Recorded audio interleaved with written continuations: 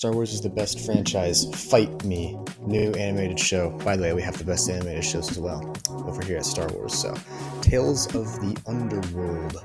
That is apparently what we are watching today. We'll be watching May the 4th. That's all I know about the show so far. So today we're going to be reacting to the trailer for Tales of the Underworld. Let's take a look at this thing. Yeah. Ooh.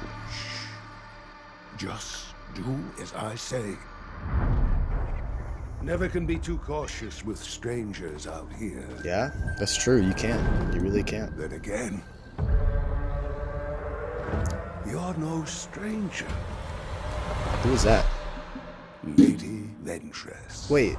Oh, dude, we get Asajj's story? No way. Post Bad We got a Batch? problem here. Just saw him right in. May the 4th? Oh, yeah. It's green. Why is it green? I know my room's green. Cad Bane. Let's go. Oh, yeah.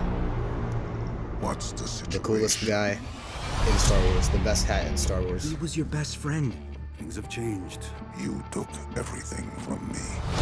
Are we getting his backstory? Who are you? I was Count Dooku's lead assassin. Yellow lightsabers. I forgot about I that. don't want that life anymore.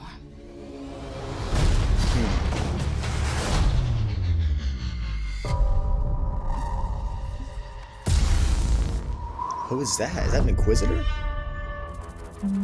Bane, Cad Bane's got another face-off, of course. This is cool. no one needs to die.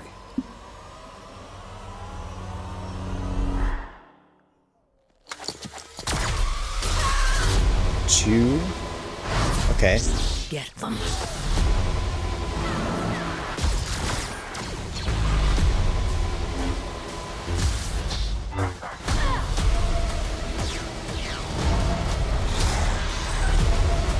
You're gonna pay for what you did.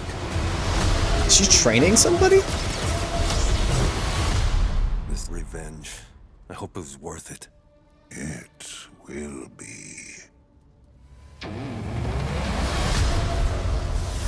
Epic. Tales of the Underworld. We got Cad Bane, so shorts. So they are going to be shorter.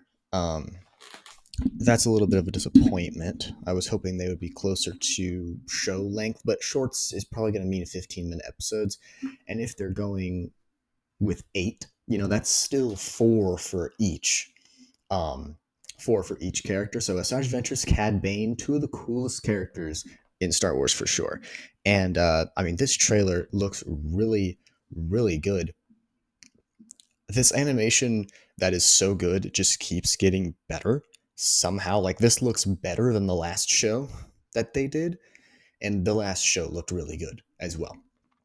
Interestingly, it looks like Asajj Ventress is training someone and took them in, because what's interesting is that's what happened for her, right? Is she was just an orphan. A Jedi came, was stranded on her planet, and took her in and trained her to be a Jedi, but then he was killed by some gangs that were on that world, and Asajj Ventress blamed the Jedi for that because the Jedi abandoned her master. So it's interesting that she is training somebody in the Force here, and obviously that is part of what brought this Inquisitor onto her.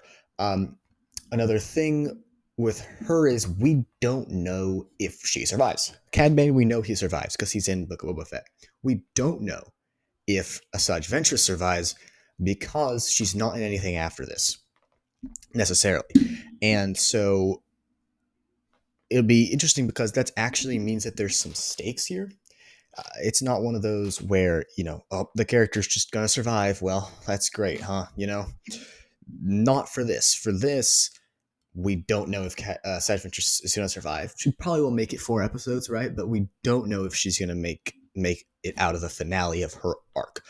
Cad Bane, on the other hand, we know for sure he will.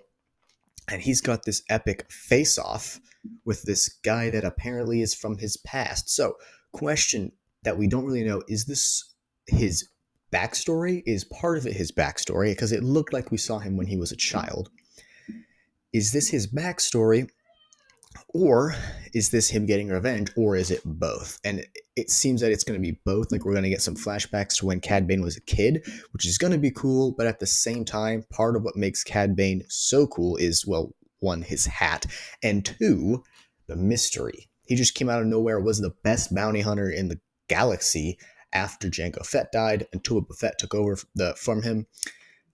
And, and I think we can assume this is not after Book of Boba Fett. Would it make sense for it to be after that? People think that Cad Bane is alive from that show. I don't think so. I think he's gone. I don't think that that's what that light meant. But that's a different conversation. The Book of Boba Fett show. I mean, I don't know who this kid is, but he looks like a kid.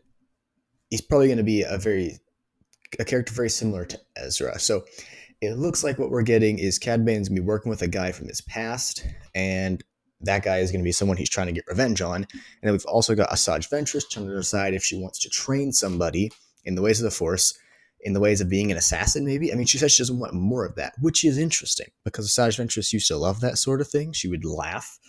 I have a comic where she kills people and laughs. So, I mean, she is a Night Sister. I wonder if that is part of what caused her to hate everything. And is this, so we see stormtroopers here, but they're very early, like Rebels era stormtroopers, Star Wars Rebels era.